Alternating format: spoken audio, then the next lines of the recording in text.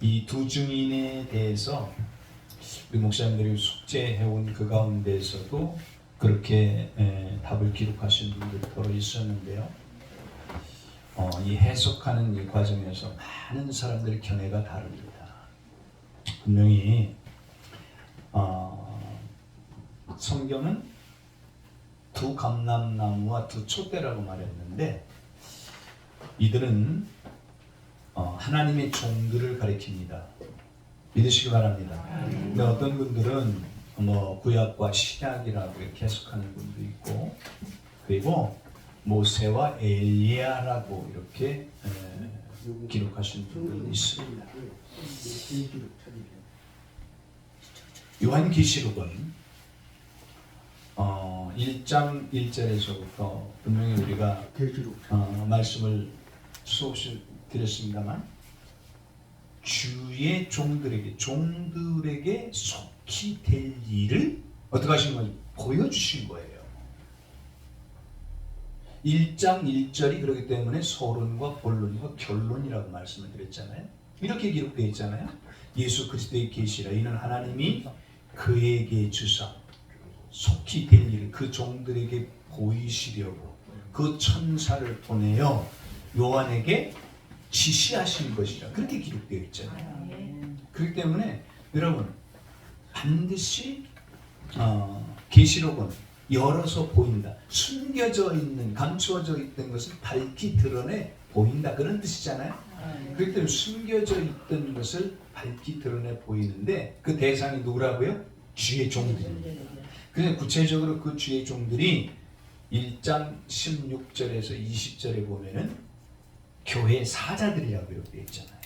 그 사자라는 말이 천사로도 표현하는 사람들이 많습니다만 천사들에게 교회를 맡기지 않았잖아요. 맞습니까? 그래서 에베소, 스무나, 버가모, 드아디라, 사데, 빌라델피아, 라오디게 7교회에 분명히 그 당시 있었던 교회가 맞지만 오늘날 전 세계를 대표하는 교회들이라고 말씀을 드렸잖아요. 그래서 그 속에는 저와 여러분이 소속된 교회도 거기에 포함되어 있다.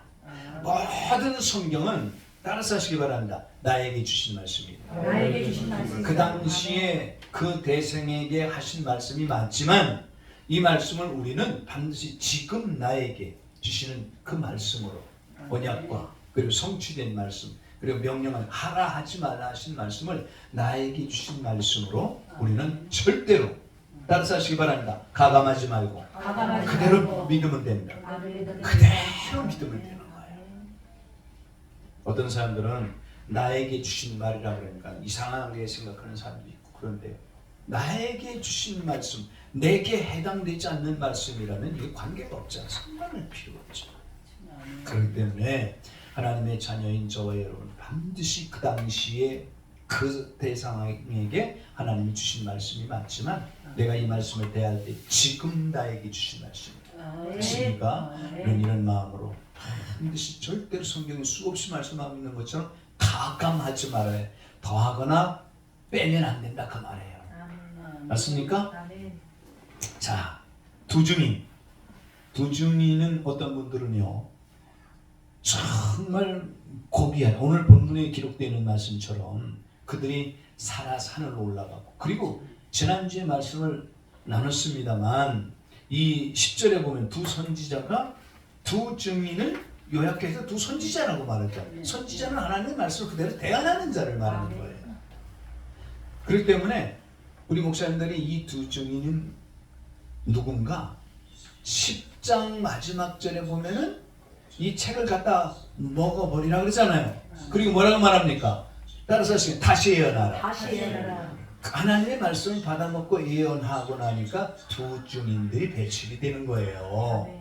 두 증인들이 배출이 되는데 꼭 두 사람이 아니라 둘씩 짝을 지어서 전 세계 복음을 전하는 자들임을 믿으시길 바랍니다. 그래서 그 기간이 1260일, 어떤 사람은 1260년이라고도 말하는데요. 성경에 기록되는 그 말씀은 그 성경의 해석의 원칙에 따라서 우리 목사님들 것을 잘 이해하실 수 있길 바랍니다. 내 것으로. 맞습니까? 제가 아무리 어떤 쪽으로 말씀을 드린다 하더라도 목사님들이 이해하고 목사님들이 결론을 지은 것하고 비교를 해서 그리고 우리 목사님들이 성경에 가장 가까운 쪽으로 결론을 내셔서 목사님들 것을 항상 요약하고 우리 목사님들 것으로 내 것으로 삼으셔서 무기로 삼고 하나님 말씀을 칼이라 그랬잖아요. 반드시 하나님 말씀을 통해서 우리 승리하는 우리 목사님들이 되시길 예수님의 이름으로 축원합니다. 아멘. 자, 이 두 증인들이 지난주에도 말씀을 나눴습니다만 6절을 한번 보시기 바랍니다. 6절 11장 6절 자 보세요. 저희가 권세를 가지고 하늘을 닫아 두 증인에게는 하나님께서 말할 수 없는 권세를 주셨는데 여러분 말씀을 내 마음에 새기고 그대로 그 말씀을 배워나고 전하기를 원하는 저와 여러분에겐 동일한 권세를 하나님 주신다는 사실을 믿으시길 바랍니다. 보세요. 5절에 보면 누구든지 저희를 해하고자 한즉 저희 입에서 불이 나서 입에서 여러분 써보세요. 사람의 입에서 불이 나오나요? 사람의 입에서는 불이 나오지 않지만 주의 종들이 하나님의 말씀을 대언하면 하나님의 말씀을 대언한 주의 종들을 응답하신 하나님이 불로 응답하시잖아요. 맞습니까? 저와 여러분의 입에 하나님의 말씀을 주셨잖아요. 그 말씀을 대언하면 분명히 그렇게 된다는 사실을 믿으시길 바랍니다. 자, 이 말씀을 우리가 이해하기 위해서는요, 말씀을 한번 찾아볼 필요가 있는데요. 자, 잠깐만요. 이사야 59장 21절을 한번 보겠습니다. 이사야 59장 21절. 요한계시록 11장은 잘 표시를 해두고요. 이사야 59장 21절. 다 찾으시길 바랍니다. 너무 중요한 말씀이니까. 59장 20. 이사야 59장 21절.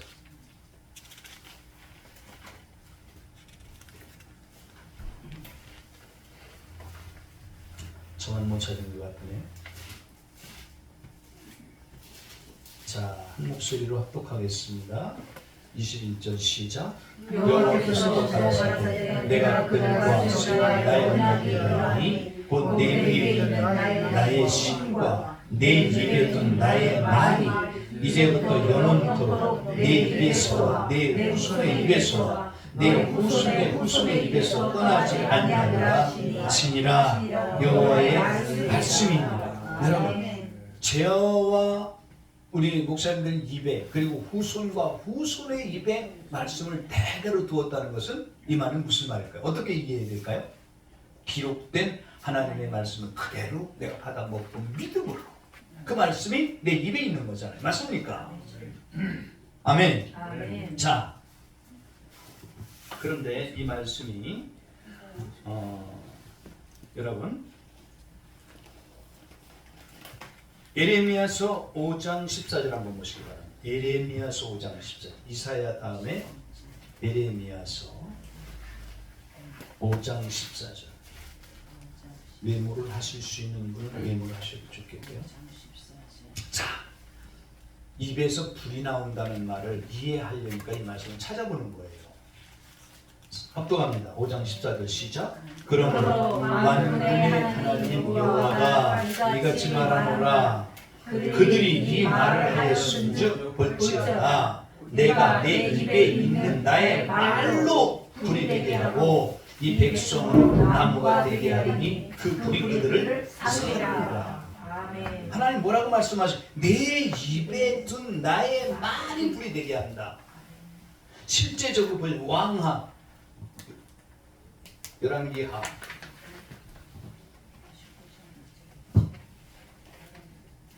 열왕기하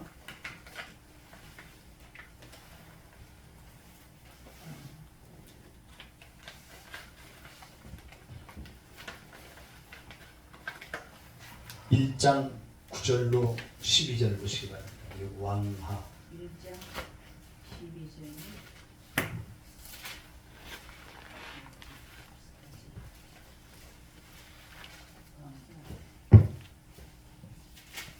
찾으셨나요? 아멘. 네, 열왕기하 1장.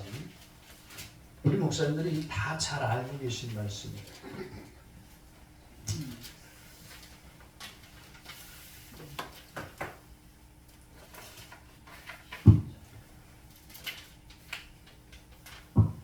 자, 합독합니다. 11절부터 11절. 아니. 몇 절이라고 그랬죠? 12절 9절부터 11절까지. 12절. 이 말이 아닌데. 이 말이 불이 곧 하늘에서 내려서 네. 살랐더라.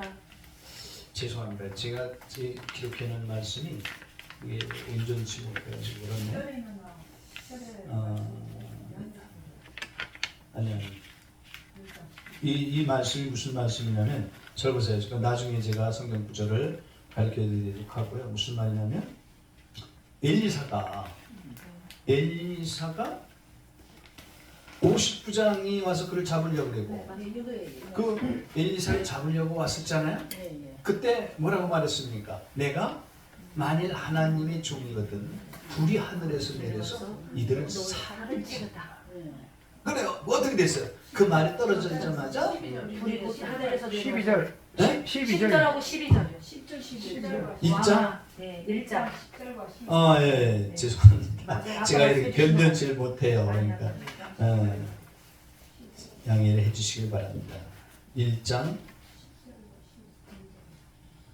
10절 11절. 네, 이 말씀을 확인을 해보겠습니다. 자, 1장 10절로 12절 맞네요. 시작. 엘리야가 50부장에게 대답하여 내가 만일 하나님의 사람이면 불이 하늘에서 내려와서 너와 너의 50인을 살을 찌르다 하매 불이 곧 하늘에서 내려와서 저와 그 50인을 살랐다. 잘 보세요. 하나님께서 엘리사의 저와 여러분에게 동일한 말씀을 주셨잖아요. 그래서 그 말이 뭐가 되게 하신다고? 불이 되게. 그러니까 불이 되게 된 확실한 사실이 여기 있잖아요. 그죠? 저와 여러분의 입에 든 말씀이 얼마나 소중한가를 마음에 새길 수 있길 예수님의 축원합니다. 그렇기 때문에 그런 권세를 이 두 증인에게 주셨는데 이런 말 때문에 많은 이단자들이 그 두 증인이 내가 바로 그 두 증인 중에 하나다 이렇게 말하는 사람들이 있어요. 저와 여러분은 반드시 하나님의 말씀을 통해서 하나님 앞에 선택받은 그 두 증인 중에 하나가 아니라 두 증인의 반열에 있는 하나님의 말씀의 대언자다. 맞습니까? 그런데 바로 그 두 증인이 나다. 그래가지고 이단자들이 이렇게 많은 사람들에게 자기 자신을 높이는 그런 수가 있는데 우리 목사님들이 그래서 성경을 성경으로 해석을 하면 반드시 우리는 성경에 기록된 말씀을 이해할 수 있고 반드시 나를 이처럼 하나님이 존귀하게 들어 쓰신다는 이 사실을 깨달아 알 수 있습니다. 아멘. 다시 11장을 보시기 바랍니다. 11장 5절 제가 다시 읽겠습니다. 만일 누구든지 저희를 해하고자 한즉 저희 입에서 불이 나서 그 원수를 소멸할지 누구든지 해하려 하면 반드시 이와 같이 죽임을 당하리라. 하나님께서 주신 권세는요 사람의 힘으로 그 어떤 것으로 능히 감당할 수 없다는 것을 믿으시기 바랍니다. 하나님께서. 그렇기 때문에 우리 목사님들이 성경에 기록되어 있는 말씀 작은 책을 갖다 먹고 여기 보면은 10장 11절에 보면은 저가 내게 말하기를 내가 많은 백성과 나라와 방언과 임금에게 다시 예언하여야 하리라. 다시. 방언에 대해서 목사님 먼저 공부할 수 있으면 좋겠습니다. 각 지역, 나라, 그 말을 언어를 각 지역이나 각 나라, 그 하늘의 언어가 방언이라 그래가지고 그 방언 기도를 가르치는 사람이 그걸 따라하라 그래가지고 따라서는 방언에 대해서는 우리 목사님 여기에 왜 방언이 그런 기도 그게 이 기도에 그것이 맞다면 여기에 방언에 다시 예언하라고 그럴까요? 언어가 다른 그 민족에게도 다시 하나님의 말을 알아듣도록 예언하라 그 말이에요. 이해가 되시길 바랍니다. 자, 그러므로 6절 저희가 권세를 가지고 하늘을 닫아 그 예언하는 날 동안 비 오지 못하게 하고 또 권세를 가지고 물을 변하여 피 되게 하고 아무 때든지 원하는 대로 여러 가지 재앙으로 땅을 치리로다. 땅을 친다 그랬잖아요. 나는 절 보시기 바랍니다. 시간이 돼서 제가 좀 휴식하고 그럴 때가 있으면요, 좀 다리도 운동도 하고 이렇게 걷고 그러면서 꼭 말씀을 시청을 하는데요. 요즘에도 보면은 이 계시록을 강의하는 분들이 굉장히 많아요. 그래서 그런 분들을 물론 이제 뭐 그들을 탓하려고 그러는 말이 아니지만 그 이제 뭐 나는 참고할 것도 있고 내가 알지 못하는 그런 것들도 있고 그들은 또 어떻게 하나님의 말씀을 대하는가 그래서 참고하기 위해서 듣고 그러는데 좀 보면은요 정말 어떻게 저렇게 해석할까 이런 부분들이 많은데요. 여기에 있는 이 말을 이런 쪽으로 말하는 거예요.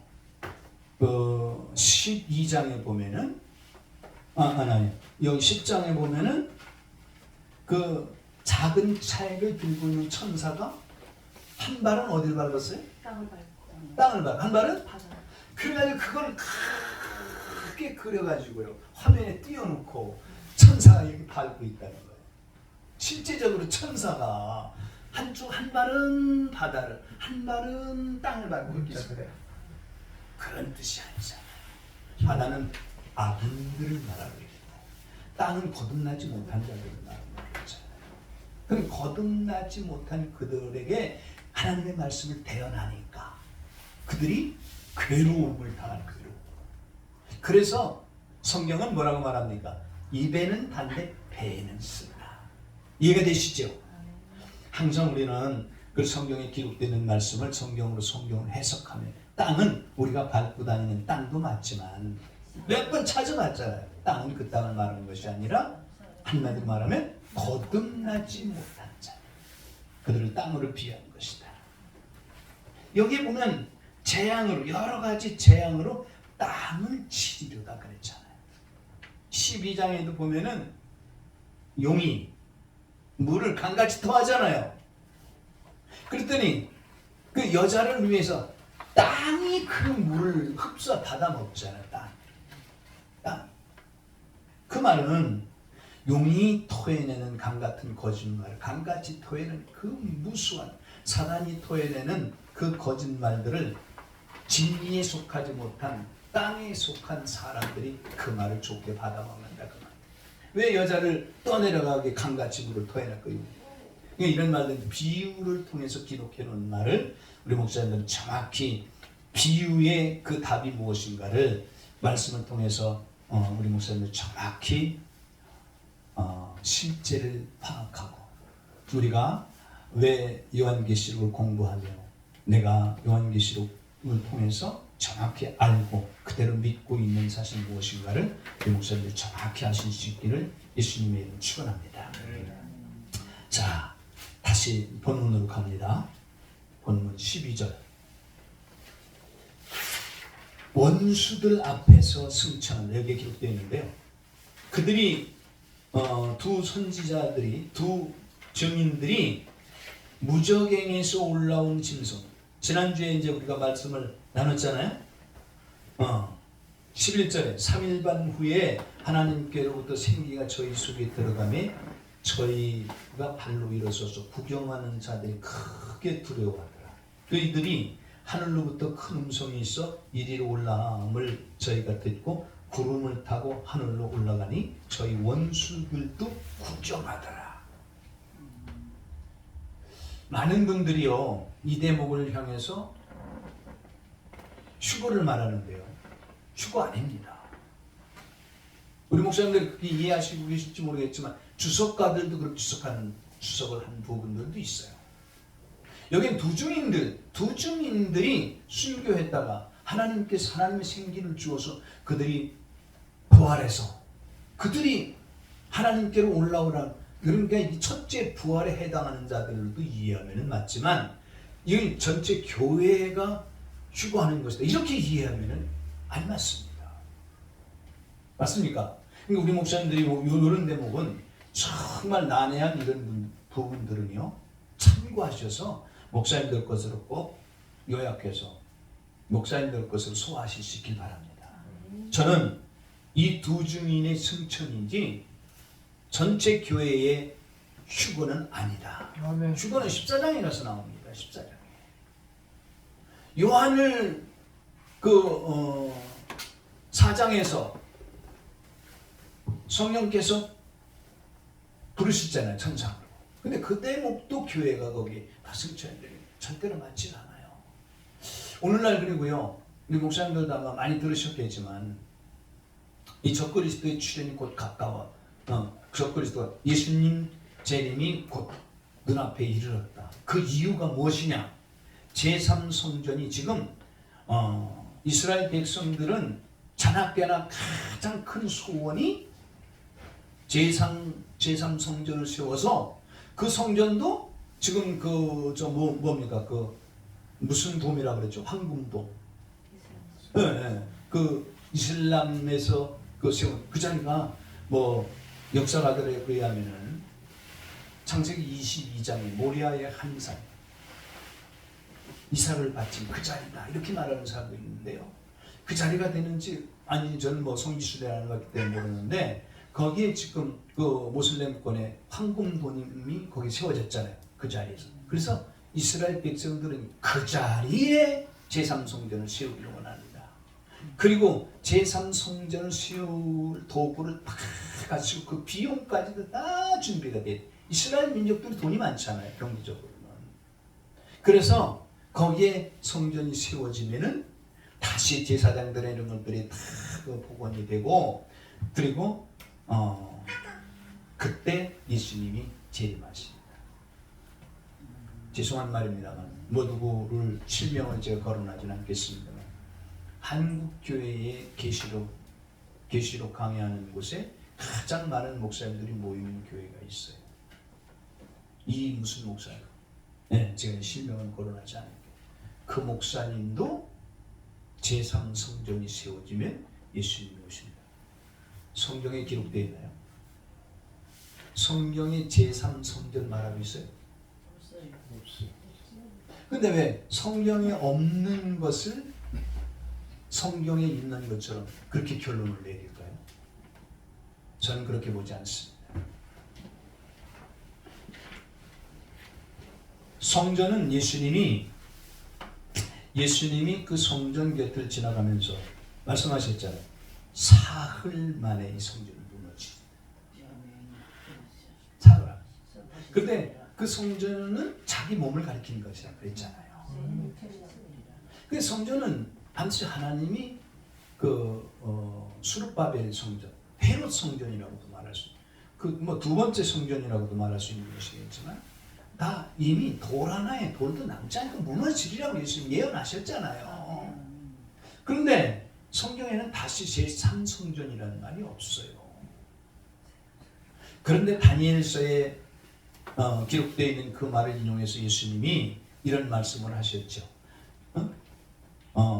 다니엘서에 기록되어 있는 그 말씀을 인용하시면서 멸망에 가증한 것이 거룩한 곳에 선 것을 보거든 읽는 자는 깨달을진저 그때 산으로 도망가라 이런 말씀이 24장에 기록되어 있죠. 사랑하는 형제 자매 여러분, 반드시 우리가 이 13장에 계시록 13장에도 가보면은 이제 이 멸망에 가증한 것이 거룩한 성전에 그 우상을 만들려고 그러잖아요. 근데 모든 것이 그때를 정적으로 이렇게 볼 수 있는데요. 제3성전이 세워진다고 해서 그걸 한국 우리나라의 어떤 그 영화 감독은 가서 그걸 다큐멘터리 영화 제작까지 하고 이래서 그러는데요. 저는 절대 그걸 믿지 않습니다.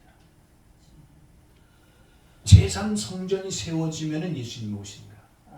성전은 세워져서 아무리 활성화가 돼도 예수님 그때 오시지 않습니다. 그 전에도 오실 수도 있고 물론 오실 수 있겠죠. 그거는 성경에 기록되는 말. 왜냐하면 멸망에 가증한 것이 그 거룩한 곳에 선다는 것이죠. 그 어떤 사람들은 이 계시록을 계속 강해하고 뭐 적그리스도 이런 걸 요약한 그 사람들이 말하기는 적그리스도가 등장해서 적그리스도가 지금 그 모슬렘권에 있는 그들과 타협을 해서 그 자리를 이스라엘 백성들이 그 황금돈 거기에 제3성전을 세우게 하고 뭐 이스라엘과 화친하게 해서 그리고 난 다음에 적그리스도가 거기에 세우지. 그러면 예수님 오신다. 이렇게 해석하는 사람들이 있는데요. 참고만 하시길 바랍니다. 참고만. 예수님은 언제 오시는가? 적그리스도는 누구이며 또 땅에서 올라온 짐승 13장에 가서 거짓 선지자는 누구인가? 정확히 성경은 말하고 있습니다. 적그리스도 악한 자 바다에서 올라온 짐승이지 않습니까? 그게 바로 적그리스도인데요. 이미 요한 1, 2, 3서에 보면은요. 이미 적그리스도가 세상에 나왔다. 적그리스도의 반열에 있는 자들이 교황권 아닙니까? 여러분 참고로 말씀을 드리면요. 이 요한계시록의 279절 이상을 구약 성경을 인용해서 기록한 것은요. 그 당시에 로마 정권 아래에 있던 요한이 기록할 때 로마 정권 안에 있었잖아요. 로마의 뭐로 잡혀가 가지고 반모섬에 유배되었잖아요. 포로로 잡혀가서. 그렇기 때문에 이 기록되어 있는 이 요한계시록에 이 상세히 교황권이다.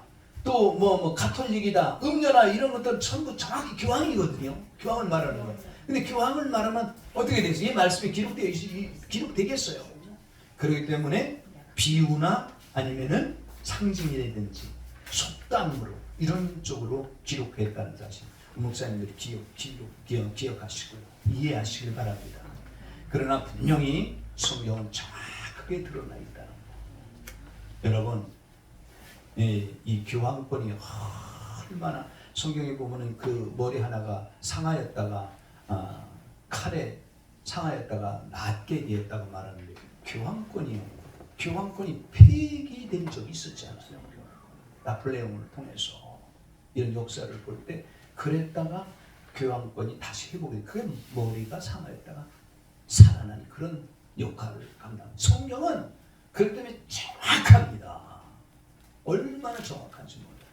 언제 계시록 13장 그 말씀을 이제 교황권하고 이 거짓 선지자에 대해서 말씀을 나눈 그 무렵에 다니엘서 7장 작은 뿔의 정체에 대해서 특강을 하러 할 때가 있겠습니다만 성경은 얼마나 정확한지 몰라요. 우리 목사님들 무슨 일이 있더라도 성경에 기록된 것만 믿으시길 예수님의 이름으로 축원합니다. 성경에 없는 다른 것 밖에서 다른 걸 찾으려고 하니까 죄송한 말입니다. 말씀이 빗나가는 것 같습니다만 성경에 없는 베리칩이라든지 바크로드라든지 이런 것들이 짐승표다. 왜 성경에 없는 걸 거기 갖다 들이댑니까? 그러니까 잘못된 방향으로 나가는 거예요. 이해가 되십니까?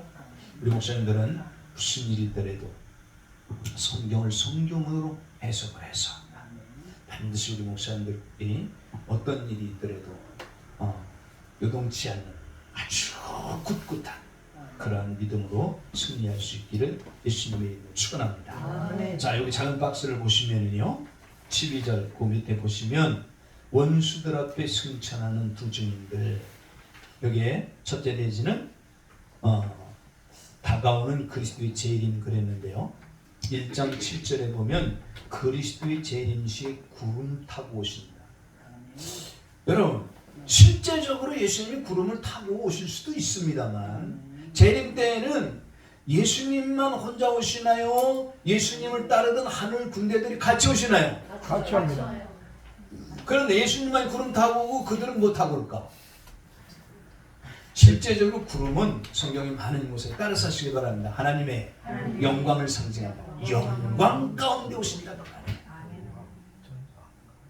그러니까 구름 타고 오신다 그러니까 많은 사람들이 이상한 구름만 떠도 저 구름에 저 예수님 재림하시는 거 지금도 그렇게 바라보는 사람이 있단 말이에요. 이사야 19장 1절에 보면 하나님께서도 구름을 타시고 임하셨다고 기록되어 있는데 그 밑에 구름은 영광을 상징합니다. 그러므로 사명을 완수한 주의 종들은 영광 가운데 승천한 것이다. 맞습니까? 두 번째, 행위대로 갚으시는 하나님. 계시록 18장 6절과 20장 12절 13절에 보면 행한 대로 갚아주. 이 말은 불변의 진리임을 믿으시길 바랍니다. 맞습니까? 한번 따라서 하시기 바랍니다. 심는 대로 거두게 하시고 심는 대로 행한 대로 갚아주시고 심는 대로 거둡니다. 성경은 악을 심으면 악을 거두고 선을 심으면 선을 거둔다고 말했어요. 여러분, 심는 것은 반드시 여러 가지 종류가 있겠지만 우리 목사님들은 의를 심고 선을 심고 하나님 앞에 자녀들을 위해서도 가장 귀한 것을 말씀으로 심어나갈 수 있길 예수님의 이름으로 축원합니다. 부모님 앞에서 자녀들이 고백하길 나는 아빠가 내 아빠여서 나는 엄마가 내 엄마여서 정말 행복한 이런 자녀들을 두고 살아야 되지 않겠어요? 아멘. 행한 대로 갚으시는 계시록 22장 12절에 보면 따라서 하시고 일한 대로 갚아주시는 일한 대로. 그 다음에 세 번째는 주의 종들의 휴거의 확실성. 제가 그렇게 여기에 세 번째 대지를 기록해놨는데요. 마태복음 25장 1절로 13절에 보면은 주님의 재림은 확실합니다. 주님은 반드시 다시 오십니다. 맞습니까? 데살로니가 4장 17절과 계시록 14장 14절로 16절에 보면은 분명히 휴거에 대해서 계시록 14장 14절로 16절 알곡을 추수하는 것. 그때 전체적인 휴거를 말하고 있는 거예요. 그렇기 때문에 따라서 하시기만 휴거를 사모하라. 우리 목사님들은 주님 오시기 전에 육신의 생명이 끊어지면 첫째 부활에 참여하는 자들이 돼야 돼요. 맞습니까? 그리고 주님 오실 때까지 살아있다면 어떤 고난과 고통을 참고 인내하고 견디고서라도 우리 목사님들은 휴거되기를 예수님의 축원합니다. 많은 사람들이 교회가 고난이 오기 전에 휴거된다고 말하는데 아닙니다. 고난을 그렇기 때문에 성경에 인재양, 나팔재앙에 대해서 기록해 놓은 거예요. 우리가 대적재앙은 받지 않습니다. 세 번째 가장 지독한 재앙인 대적재앙은 받지 않아요. 그 전에 휴거되기 때문에 이해하실 수 있길 바랍니다. 그러므로 13절을 보시면 그 시에 큰 지진이 나서 성 10분의 1이 무너지고 지진에 죽은 사람이 7천이라. 그 남은 자들이 두려워하여 영광을 하나님께 돌리더라. 그 시에 지진이 나서 성 10분의 1이 무너진다. 이건 우리 목사님들 참고하시길 바라겠고요. 그 밑에 박스에 보면 승천시에 임하는 재앙. 지진은 종말에 나타날 징조로 심판과 징계를 상징한다. 성경에 수없이 많은 것이 기록되어 있는데요. 여러분, 지금도 그 어디입니까? 터키 뭐 트리키라고 그러나요? 거기 얼마 떨어지지 않은 곳에서 말할 수 없는 큰 지진이 나서 많은 사람들이 죽었죠. 우리나라에도 지진의 안전지대는 아니라 그러잖아요. 경주에 2년 전인가요? 그 경주 쪽에 지진이 나가지고 그렇게 심한 지진이 아니었는데도 많은 사람들이 이주를 했고요. 거기 아파트라든지 땅이라든지 이런 것들이 살려고 하는 사람들이 없다고 그런 말을 듣고 있어요. 반드시 지진은 하나님의 심판 중에 하나님을 믿으시기 바랍니다. 자, 두 번째, 인간의 모든 희망이 단절된 것이다. 주의 종들을 위하여 될 일을 보여주심을 기억하시기 바랍니다. 여기 제가 한번 보실까요? 확인해 보실까요? 1장 1절을 한번 보시기 바랍니다. 계시록 1장 1절. 그리고 목사님들이 여기에 기록된 이 말씀을 꼭 이렇게 참고하시고 기억하실 수 있길 바랍니다. 자, 1장 1절 합독합니다. 시작. 예수 그리스도의 계시라 이는 하나님이 그에게 주사 반드시 속히 될 일을 그 종들에게 보이시려 그 천사를 그 종 요한에게 보내어 지시하신 것이라. 이 계시록 1장 1절이 서론과 본론과 결론이라고 말씀을 드렸어요. 예수 그리스도의 계시인데 하나님이 주셨다 그랬잖아요. 그죠? 근데 그 주신 이유가 반드시 속히 될 일이라는 거예요. 그렇기 때문에 될 일을 그 종들에게 보이시려고 그 천사를 그쪽 요한에게 보내어 지시하신 것이다. 우리 목사님들이 이 말씀을 암송하실 수 있길 바랍니다. 아멘. 아멘. 그 다음에 또 보세요. 19절 보시고 19절 1장 19절 여기에 반드시 뭐라고 그랬습니까? 반드시 속히 될 일이라고 그랬죠. 1장 19절 합독합니다. 시작. 그러므로 내 본 것과 이제 있는 일과 장차 될 일을 기록해라. 장차 될 일. 1절에는 반드시 속히 될 일이라고 그랬는데 여기 장차 될 일. 4장 1절 봅니다. 4장 1절. 4장 1절 합독합니다. 시작. 이 일 후에 내가 보니 하늘에 열린 문이 있는데 내가 들은 바 처음에 내게 말하던 나팔소리 같은 그 음성이 가로되 이리로 올라오라. 이 후에 마땅히 될 일을 내가 내게 보이라. 마땅히 될 일을. 근데 여기 교회가 휴거된 것으로 이렇게 해석하는 사람들이 있는 거예요. 그건 맞지 않습니다. 한 군데 더 읽을까요? 22장 6절. 마지막 장 6절입니다. 합독합니다. 시작. 또 그가 내게 말하기를 이 말은 진실하고 참된지라 주 곧 선지자들의 영이 하나님이 그의 종들에게 결코 속히 될 일을 보이시려고 그의 천사를 보내셨다. 왜 이렇게 네 번씩 강조했을까요? 반드시 된다. 맞습니까? 우리 목사님들이 그렇기 때문에 이 땅 위에 일어나는 이런 일들을 절대로 어떤 것도 우연으로 여기지 마시기 바랍니다. 지금 말이에요. 민주당에서 돈봉투 사건, 세상에 지금 전광훈 목사님과 홍준표 사건으로 지금 뭐 국민의당하고 결벌한다 뭐 이런 것들이 다 성경에 있는 말씀이 예언된 말씀이 성취되는 과정임을 우리 목사님들이 이해하실 수 있길 바랍니다. 그런 일들이 일어나지 않으면 성경에 약속된 말씀들이 성취가 안 되는 거예요. 예수님 재림하시기 전에 반드시 어떤 일이 있다고 말씀했나요? 먼저 배도하는 일이 있다고 말했어요. 이런 것들이 다 배도에 속한 일들 아닙니까? 그렇기 때문에 우연이 아니라는 거 꼭 기억하실 수 있기를 예수님의 이름으로 축원합니다. 자, 그러므로 우리는 반드시 성경의 오묘함을 알아야 되는데 회복할 기회를 많은 사람들이 그 사실을 마음에 담고 있지 않으면 잃어버리는 상실하는 거예요. 회복할 기회. 그러므로 남은 자들의 회개가 없고 단순히 두려워하며 영원. 여기에 회개라는 말이 없잖아요. 11장 여러분 보세요. 여기 13절을 보시길 바랍니다. 보세요. 그 시에 큰 지진이 나서 성 10분의 1이 무너지고 지진에 죽은 사람이 7천이라. 그 남은 자들이 두려워하여 영광을 하늘의 하나님께 돌리더라고요. 첫째는 회개해야 되잖아요. 그들이 예수를 믿지 않은 그들이 하나님의 영광을 보았으면 하나님이 일하심을 보면 두려움이 마음에 있으면 어떻게 해야 됩니까? 우리는 회개하는 회개. 저와 여러분이 이 땅에서 최고의 복을 받아 누릴 수 있는 비결은 첫째도 둘째도 셋째도 회개에 있는 것을 믿으시길 바랍니다. 복음 중에 복음이 회개예요. 아멘. 강단에서도 반드시 회개를 외치는데 잘 이해가 될 수 있도록 우리 목사님들이 말씀을 잘 받아먹기 좋도록 이해를 시켜서 말씀을 전하시길 바랍니다.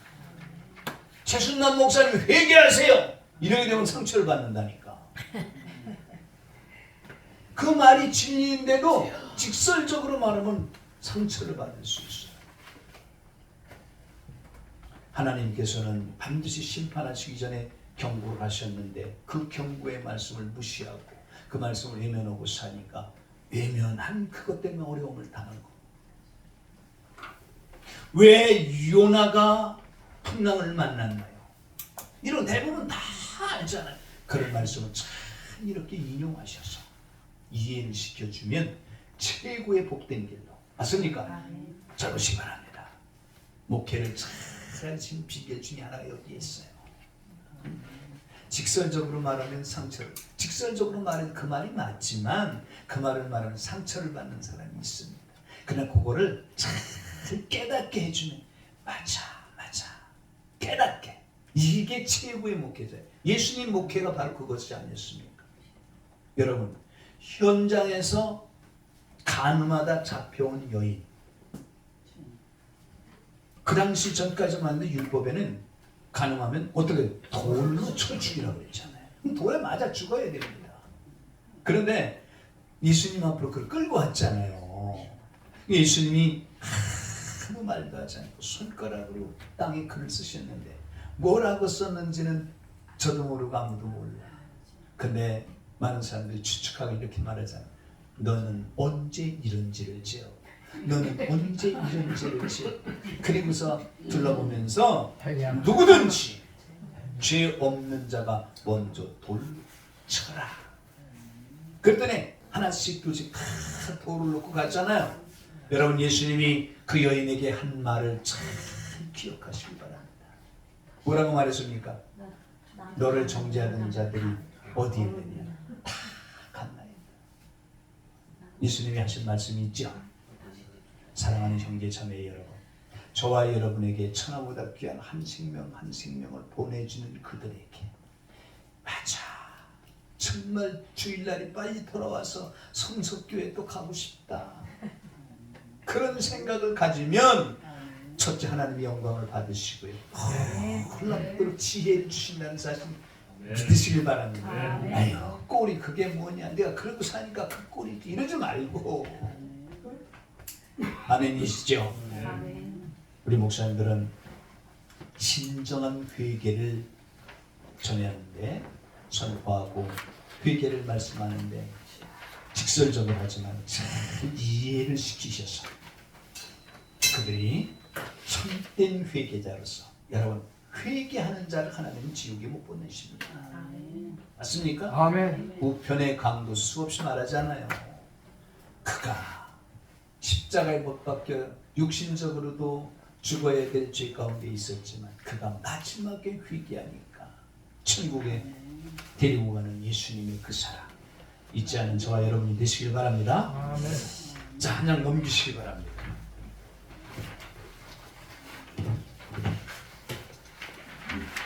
속히 이말 셋째 화, 여기에 14절에 기록되어 있죠. 둘째 화는 지나갔으나 보라 셋째 화가 속히 이르리라.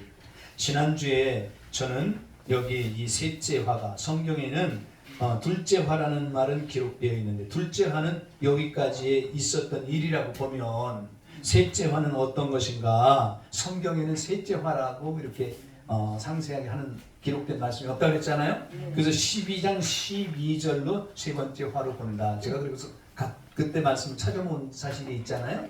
근데 이제 목사님들이 다른 데에 광범위하게 공부를 많이 하셔서 이렇게 답을 기록해서 해주시면 제가 진심으로 감사를 드려요. 맞고 틀림을 떠나서 우리 목사님들이, 저는 이런 말을 기록된 말씀을 볼 때 솔직히 말해서 이게 찾아보지 않으면 제가 잠 못 잡니다. 밤새라도 찾아봐야 돼. 이 셋째 화가 어디에 있을까? 그러면은 성구사전을 찾아보고 반드시 주석도 찾아보고 이 여기에 해당되는 말이 어떤 말인가 찾아서 나름대로 이해를 하고 잠을 자게 돼. 그럼 잠자면서도 감사하면서 그 말이 이렇게 늘 마음속에 생각 속에 떠오르니까 하나님 말씀과 더불어 잠 자는 거 아닙니까? 너무 감사한 거예요. 근데 여기 셋째 화에 해당되는 말은 12장 12절로 보면 됩니다. 저는 그렇게 이해하고 있는데 우리 목사님들은 나름대로의, 물론 여섯째 재앙, 일곱 대접 재앙, 그 부분도 셋째 재앙에 포함되는 말이긴 하지만 우리가 여기에 그렇게 이해할 수 있기를 바랍니다. 12절을 한번 보실까요? 자, 읽겠습니다. 합동합니다. 시작. 그러므로 하늘과 그 가운데 거하는 자들은 즐거워하라. 그러나 땅과 바다는 화에 있을진저 이는 마귀가 자기의 때가 얼마 못된 줄을 알므로 크게 분내어 너희에게 내려갔습니다. 보세요. 마귀가 크게 분을 내어서 땅과 바다에 속한 자들 그들에게 사로잡혀 있으면 그들이 살아가는데 얼마나 큰 어려움과 고통이 있겠어요. 맞습니까? 그렇기 때문에 셋째 화를 이 말씀으로 이해할 수 있기를 바랍니다. 다른 방향으로 목사님들 이해하셔도 성경에는 셋째 화라는 이 답변이 없기 때문에 말씀을 드린 거고요. 자, 제가 여기에 참고로 기록해 놓은 것은 계시록 8장 10절로 11절에 셋째 천사가 나팔을 불매 물들이 쑥에 쓴 물이 돼 많은 사람이 죽는다. 계시록 9장 18절 불과 연기와 유황의 세 재앙을 인하여 사람 3분의 1이 죽는다. 계시록 10장 7절에 일곱 천사가 나팔을 불 때 하나님의 비밀이 성취된다. 이렇게 제가 여기 요약을 해놨는데요. 참고하시길 바랍니다. 오늘따라 전화가 이렇게 많아요. 이게 저거 제가 신청한 것 때문에 잠깐 받아볼게요. 예. 그다음에 그 밑에 둘째 화는 지나갔으나 셋째 화가 속히 이르리라. 9장 12절에 아직 화 둘이 남아있다. 성경에 기록되어 있죠. 화 둘이 남아있다고 기록되어 있고요. 그 다음에 계시록 15장 일곱 천사가 일곱 재앙을 가졌다. 이 대목도 일곱 대적 재앙을 셋째 화로 보는 그렇게 이해하시는 분들도 있어요. 이 대목은 뭐 이것이 뭐 정확하다, 저것이 정확하다 이렇게 말하기 전에 우리 목사님들이 잘 이해하실 수 있길 바랍니다. 계시록 16장 1절에 일곱 대적 재앙, 계시록 8장 1절에 땅에 거하는 자들에게 있을 화다. 땅에 거하는, 맞습니까? 반드시 우리 목사님들은 땅에 거한, 땅에 속한 자, 바다에 속한 자, 이 성경에 기록되어 있는 말씀을 중심으로 해서 잘 이해하실 수 있길 바랍니다. 땅은 비유이고, 맞습니까? 땅은 비유이고 그 비유에 해당되는 그 땅은 저는 우리 목사님들에게 늘 말씀드린 것처럼 거듭나지 못한 사람을 가리킵니다.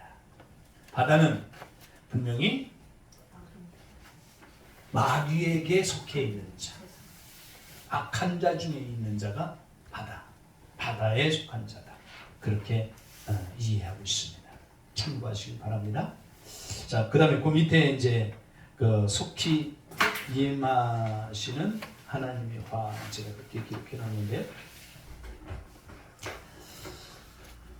하박국서 2장 1절로 3절에 보면 묵시는 정한 때에 종말의 지체된 것 속히 이루리라. 지체되지 않는 지 반드시 이루어진다는 말이에요. 이사야 46장 10절과 다니엘서 9장 27절과 그 나머지 성경을 참고하시길 바라겠고요. 하나님께서 처음부터 말씀하신 종말 지체되지 않는 종말은 여러분 이 세상을 심판하기 위해서 종말이 오는 게 아니에요. 종말은 심판을 당하는 자가 있죠. 사단입니다. 사단을 종말하기 위해서, 심판하기 위해서. 그래서 천년왕국도 여러분 사단을 무적행에 가둬버리고 천년왕국이 이루어지고요. 그리고 천년왕국이 이루어지고 난 후에 둘째 사망을 이루는데, 둘째 사망에 처하는데요. 가장 먼저 사단이 둘째 사망, 영원한 유황 불못에 들어갑니다. 거기에 보면은 적그리스도와 거짓 선지자가 먼저 산채로 그 유황 불못에 던져져 있다고 정확히 성경은 기록되어 있어요. 얼마나 무서운 사실인지 몰라요. 종말은 그렇기 때문에 그 뒤로 남아있는 자들은 절대로 저와 여러분이요, 첫째 부활에 참여하던 휴거된 자의 반열에 있지 둘째 사망에는 해당이 없다는 사실을 믿으시길 바랍니다. 그 사실을 정확히 증거하기를 우리의 이름이 생명책에 기록되어 있기 때문에. 자, 맨 밑에 시간이 벌써 다 됐습니다만 유다서 1장 11절로 16절 아주 중요한 말씀이거든요. 주의 종들이 반드시 마음에 새겨야 될 경고로 알라. 무엇을 경고로 알아야 돼? 종말이 눈앞에 있다는 거. 주님의 재림이 눈앞에 있다는 거. 맞습니까? 그러므로 영원히 예배된 경고, 또 조언이라고 제가 말을 그렇게 여기에 기록해 놨는데요. 유다서 1장 11절로 16절을 보겠습니다. 아주 유명한 말씀입니다. 유다서.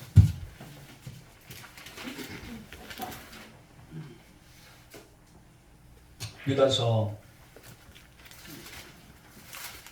자 11절 16절 다 같이 합독합니다. 시작. 화이슬진저 이 사람들이여 가인의 길에 행하였으며 삭슬 위하여 발람에 떨어진 길로 몰려갔으며 고라의 폐역을 쫓아 멸망을 하였도다. 저희는 기탄 없이 너희와 함께 먹으니 너희 애찬의 암초요 자기 목만 기르는 목자요 바람에 물려가는 물 없는 구름이요 죽고 또 죽어 뿌리까지 뽑힌 열매 없는 가을나무요 자기의 수치의 거품을 뿜는 바다의 거친 물결이요 영원히 예비된 캄캄한 흑암에 들어갈 유리하는 별들이라. 네, 16절까지 계속 읽습니다. 아담의 7세 손 에녹이 사람들에게 대하여도 예언하여 이르기를 보라 주께서 그 수많은 거룩한 자와 함께 임하셨나니 이는 무사람을 심판하사 모든 경건치 않은 자의 경건치 않게 행한 모든 경건치 않은 일과 또 경건치 않은 죄인의 주께 거스려 한 모든 강팍한 말을 인하여 저희를 정죄하려 하심이라 하였느니라. 이 사람들은 원망하는 자며 불만을 토하는 자며 그 정욕대로 행하는 자라. 그 입에 자랑하는 말을 내며 이를 위하여 아첨하느니라. 잘 보실까요? 이 말씀엔 우리 목사님들이 절대로 해당되지 않길 예수님의 이름 축원합니다. 근데 여기 보면은요 분명히 말씀하기를요 11절에 보면은 화 있을진저 이 사람들이요. 어떤 사람들이냐? 가인의 길에 행한 사람, 삭슬 위에 발람에 어그러진 길로 몰려갔고 고라의 폐역을 쫓아 멸망한다. 여러분 다 알고 계시죠? 가인의 길이 어떤 길이었는가? 그리고 가인은 누구에게 속하여 삶을 살았다고요? 악한 자에게. 그렇기 때문에 악한 자에게 속하여 살았기 때문에 그의 제사를 받지 않으신 거예요. 피가 없어서 받지 않은 게 아니었다고요. 성경을 통해서 분명히 깨달아 알 수 있습니다. 그리고 삭슬 위에 발람에 어그러진 길로 몰려간 자. 이 사람들이 화를 당한다는 거예요. 그리고 고라가 어떤 패역을 했는지 아시죠? 당을 지었잖아요. 당을. 모세를 대적했잖아요. 모세를 대적한 하나님을 대적한 것입니다. 어떤 일이 생겼습니까? 어떤 일? 땅이 입을 벌렸습니다. 땅이 어떻게 입을 벌려? 하나님이 땅을 열으셔서 매장을 시키신 거예요. 화에 대해서 말씀을 나는데 여기 기록해 놓은. 그 다음에 또 보세요.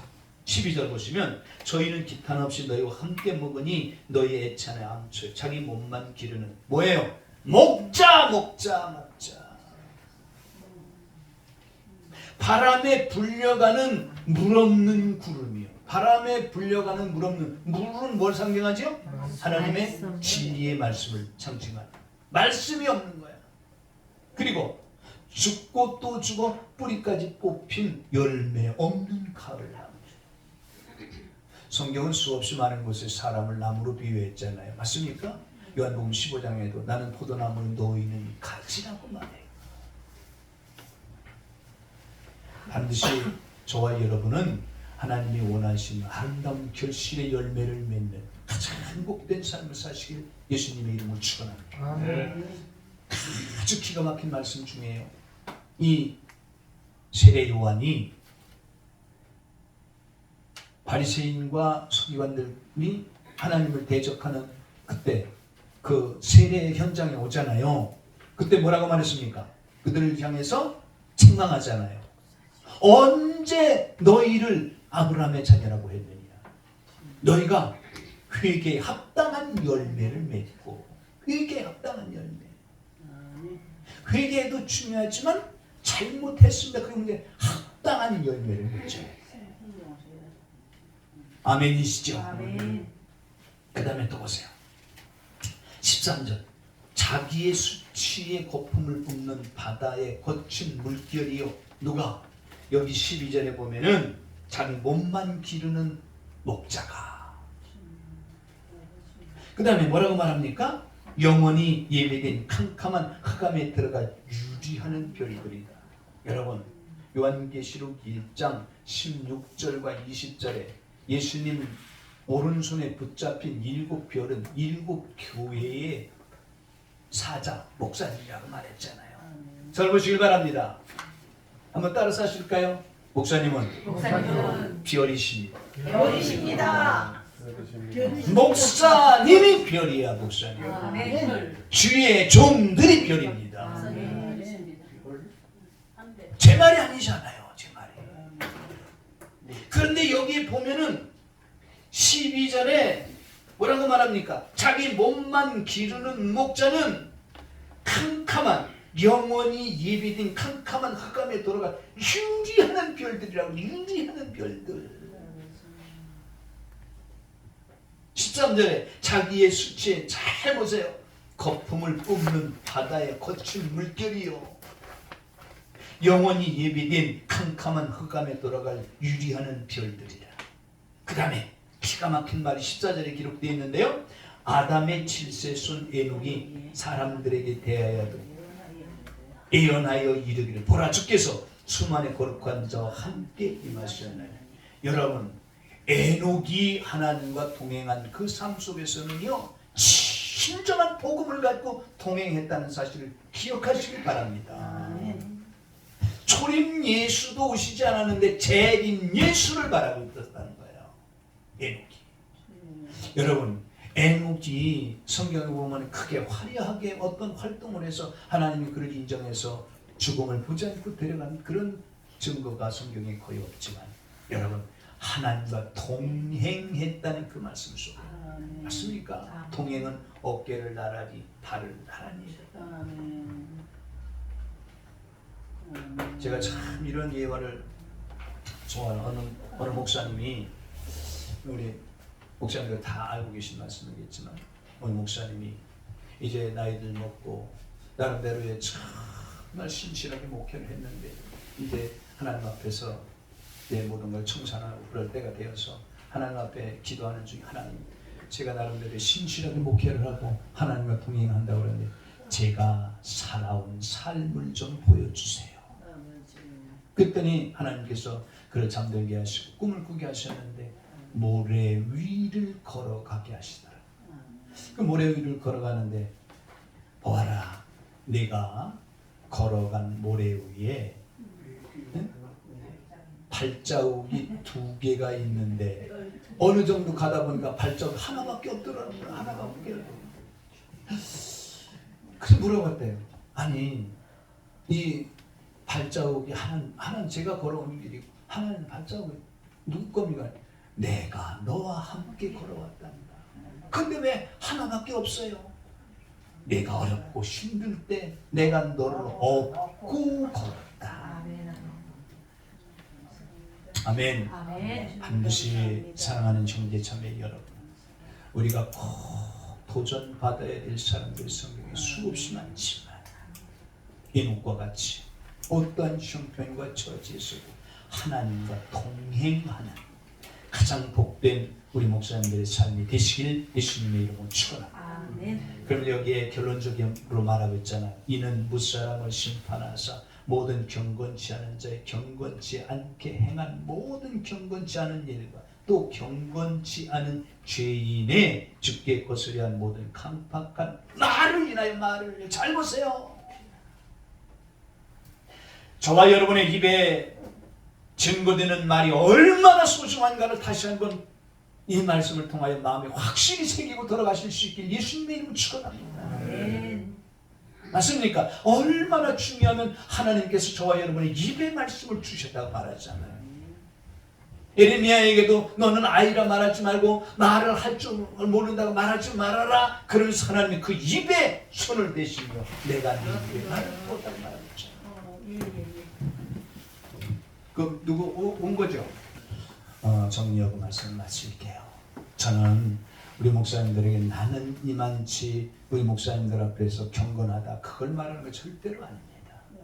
저는 우리 목사님들을 보다도 더 부족하고 나약하고 여기 말씀하고 있는 말씀처럼 정말 제가 온전치 못하지만 그러나 이 기록된 이 말씀을 통해서 큰 마음에 깨닫는 것은 맞아. 하나님 앞에서 내가 입을 열어 말하는 것도 중요하지만 무슨 말을 어떻게 하는 것이 더 중요하지 않느냐. 맞습니까? 여러분 심판도 말에 입에 말대로 내 입에서 나온 말대로 심판받는다는 사실을 믿으시길 바랍니다. 성경에 기록되어 있어요. 성경에. 그렇기 때문에 우리 목사님들은 농담도 하지 말아야 돼.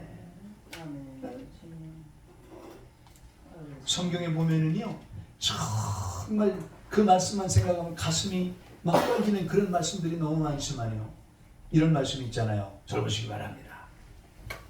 내 원수가 죽이거든 먹이고 너를 핍박하는 자를 위해서 기도하라.